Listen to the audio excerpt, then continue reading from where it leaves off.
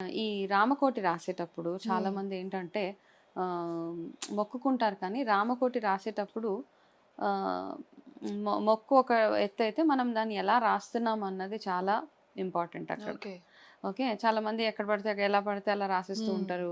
ఆహ్, సో, మొక్కుకున్నాం కాబట్టి ఏదో ఒక ఫార్మాలిటీ లాగా చేయడం. ఫస్ట్ కంప్లీట్ ఉన్న ఇంట్రెస్ట్ చెయ్యాలి. ఫస్ట్ స్టార్ట్ చేసినప్పుడు ఉన్న ఇంట్రెస్ట్ ఆహ్, కంప్లీట్ చేసేటప్పటికి ఉండదు చాలా హ్మ్. మందికి. అండ్ మీరు ఆ రామనామం రాసే ప్రాసెస్‌లో మీ మధ్యలో మీ పని కంప్లీట్ అయిపోయిందనుకోండి. మీరేదో మొక్కుకొని రాస్తారు. దాని తర్వాత కూడా మనకి ఇంట్రెస్ట్ అనిపించదు. హ్మ్. సో, ఇలా చాలా చాలా ఉంటాయన్నమాట. అయితే ఎస్పెషల్లీ ఈ శ్రీరామనవమి టైంలో ఏం చేస్తారంటే చాలామంది బుక్స్ డిస్ట్రిబ్యూట్ చేస్తారు. అవును. మనం అందులో రా హ్మ్. రామనామం రాయడానికి గాని.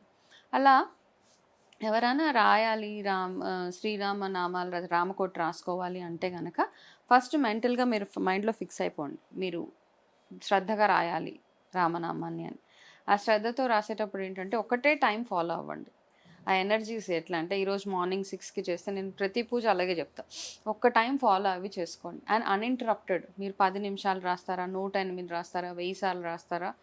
అది మీ ఇష్టం. మనకెంత ఓపిక అంటే మనం శ్రద్ధ, భక్తితోటి ఎంతవరకు రాయగలుగుతాం. అబ్బా! చెయ్యి నొప్పేస్తుంది, టైం అయిపోతుంది, టైం చూసుకోవడం ఇవన్నీ కాదు. మీకున్న ఫ్లెక్సిబుల్ టైం. ఎర్లీ మార్నింగ్ బ్రాహ్మీ ముహూర్తంలో లేసి కూర్చొని రాస్తారని ఇంకా మోస్ట్ పవర్‌ఫుల్ అనమాట. Energies through out the day ఉంటాయి మనకి.